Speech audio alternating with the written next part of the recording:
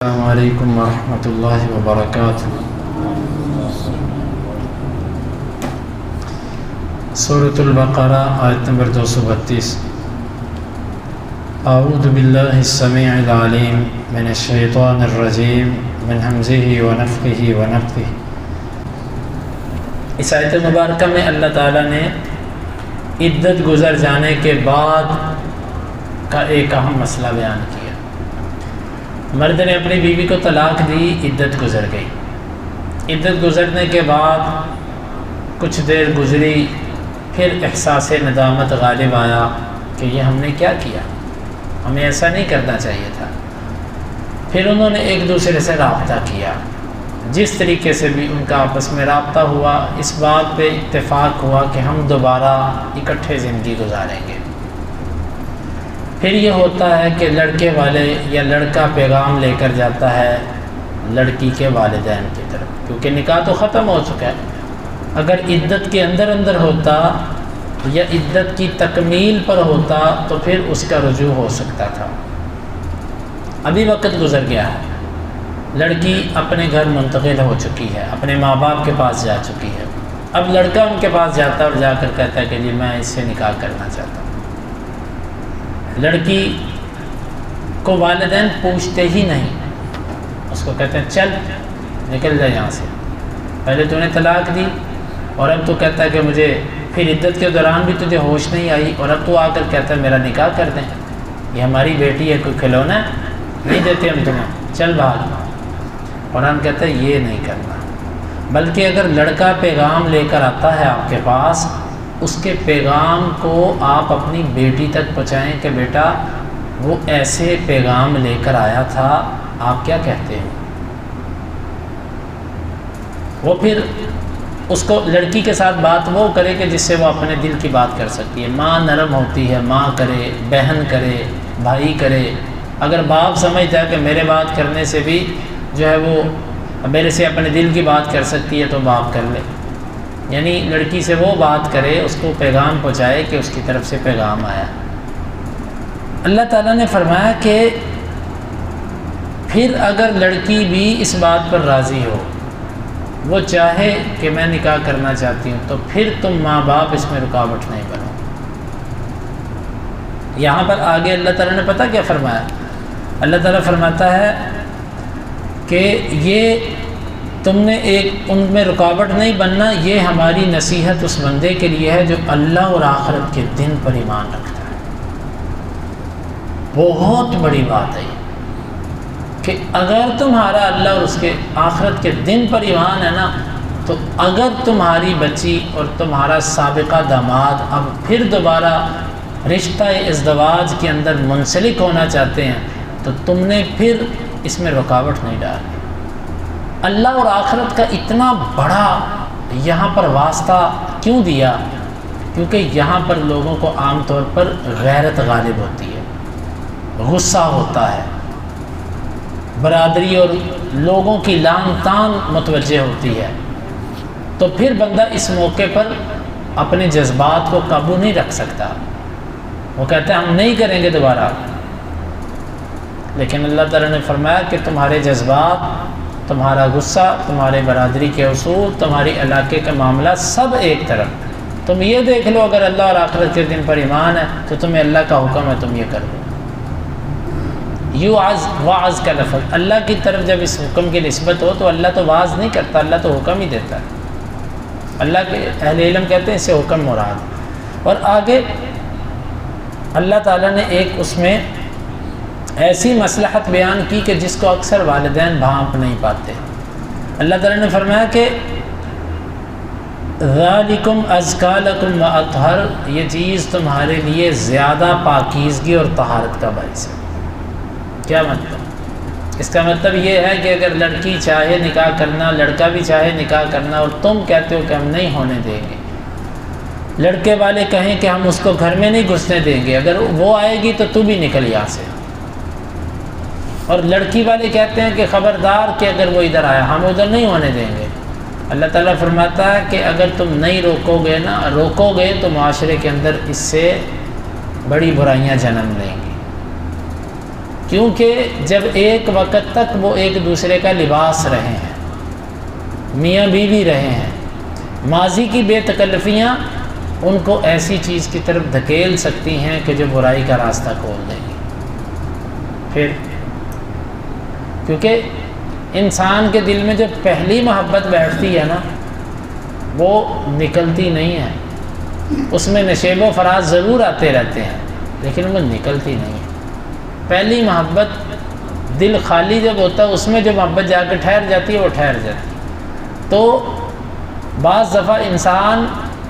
اپنی اہلیہ کو اگر چھوڑ بھی دیتا ہے، دوسری طرف دوسرا نکاح بھی کر لیتا ہے، اور وہ عورت بھی بعض دفعہ کسی اور مرد کے نکاح میں چلی جاتی ہے، لیکن وہ پہلے والی چیز نکلتی نہیں ہے۔ تو قرآن نے اسی لیے کہا کہ ذالکم ازکیٰ لکم واطہر، تمہیں علم نہیں ہے، تم اپنی غیرت کے اندر اڑے ہوئے ہو، لیکن تم یہ دیکھ لو کہ یہ کام تمہارے معاشرے کو اور تمہارے نسب کو پاک رکھنے کے لیے اللہ نے کہا ہے کہ ان کو ہونے دو نکاح، مگر نہ اس سے بڑا بگاڑ پیدا ہو جائے گا، اور بات پھر قتل تک پہنچ جائے گی، بات پھر برادری اور خاندانوں کے ایک دوسرے کو مارنے مرانے تک پہنچ جائیں گے۔ تو اسی لیے قرآن کہتا ہے کہ تمہارے لیے پاکیزگی اسی میں، کیونکہ انسان نے جس کے ساتھ ایسا وقت گزارا ہو کہ اس سے اس کا کچھ بھی اوجھل نہ ہو، کچھ بھی مخفی نہ ہو، تو وہ ایک دوسرے سے اتنا چھپیں گے، شیطان ان کو کہتا ہے اس سے پردہ کر کے تجھے کیا ملنا ہے، وہ تیرے کون سے حصے سے واقف نہیں ہے۔ تو یہ اس طرح کے خیالات کہ اب کون سی ایسی چیز ہے کون سی چیز باقی ہے جو تو اس سے چھپائے گا، تو اس طرح کی باتیں غلط قسم کی ذہن میں لا کر وہ آپ کو اس برائی کی طرف لے جائے گا۔ تو اس لیے قرآن کہتا ہے کہ اگر عورت راضی نہیں ہے، مرد چاہتا ہے تو نہیں ہو سکتا، اگر عورت چاہتی ہے مرد راضی نہیں ہے تو نہیں ہو سکتا۔ یہ اس صورت میں ہے کہ جب دونوں راضی ہیں، اور یہ شادی شدہ کے بارے میں ہے، کیونکہ اللہ کے نبی صلی اللہ علیہ وسلم نے فرمایا کہ جو شادی شدہ عورت ہے اس سے مشورہ لیا جائے گا، اور جو کنواری ہے اس سے اجازت لی جائے گی، مطلب اس کو کہا جائے گا کہ ہم فلاں جگہ پہ تمہاری شادی کر دیں، آپ نے فرمایا اگر وہ خاموش رہتی ہے تو یہ اس کی اجازت ہے۔ اور جو شوہر دیدہ ہوتی ہے، مطلقہ ہو، بیوہ ہو، خلا لینے والی ہو، یا اس طرح کی ایسی جو عورت ہوتی ہے، یہ اسلام نے کہا ہے اولیاء کو کہ تم اس کے ساتھ مشورہ کرو۔ مشورے کے اندر انسان رائے پیش کر سکتا ہے، ٹھونس نہیں سکتا اس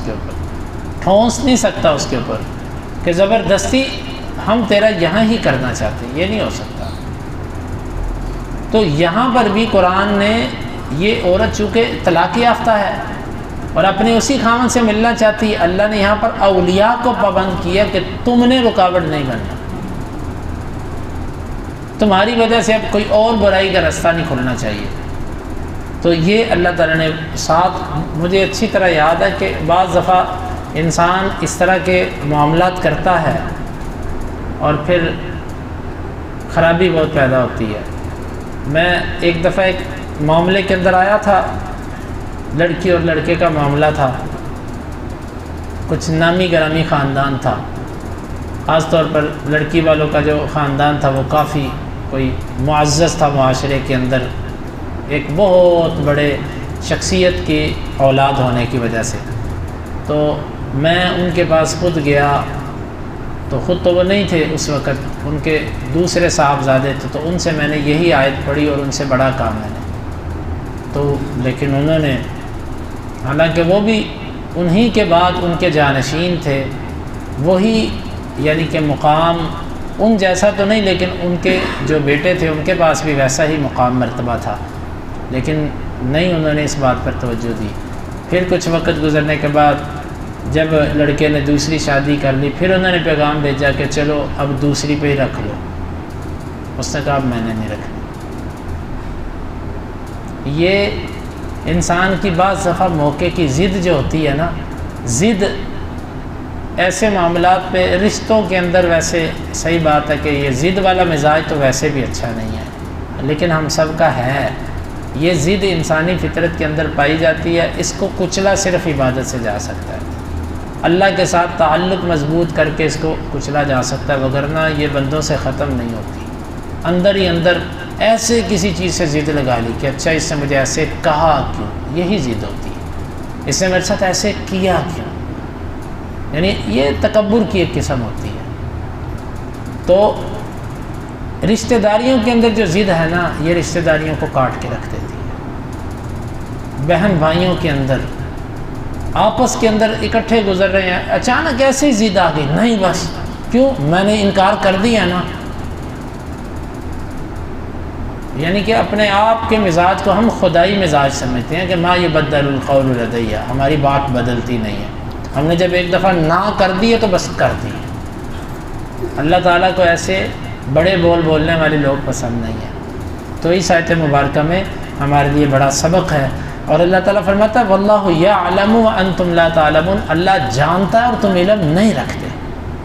ایک تو معاشرے کے اندر طہارت ہے، اور اس کے علاوہ اس کے اندر کتنے فوائد ہیں جس کا تمہیں علم نہیں۔ پہلی بات معاشرہ پاک ہو گیا، دوسری بات دونوں کی اولاد بچ گئی، عورت کہیں اور جائے گی، مرد کہیں اور جائے گا، اولاد کدھر جائے گی، اور تیسری بات دو خاندان بچ گئے، دو خاندان بچ گئے، ان کا پھر آپس میں ایک تعلق بن گیا، وگرنہ طلاقیں ہو جائیں، بھائی بھائی آپس کے اندر رشتہ کریں، اگر جدائیاں آ جائیں تو سکے بھائی ہوتے ہیں، ایک باپ کی اولاد ہوتے ہیں، ایک دوسرے سے ہمیشہ کے لیے رشتے توڑ لیتے ہیں۔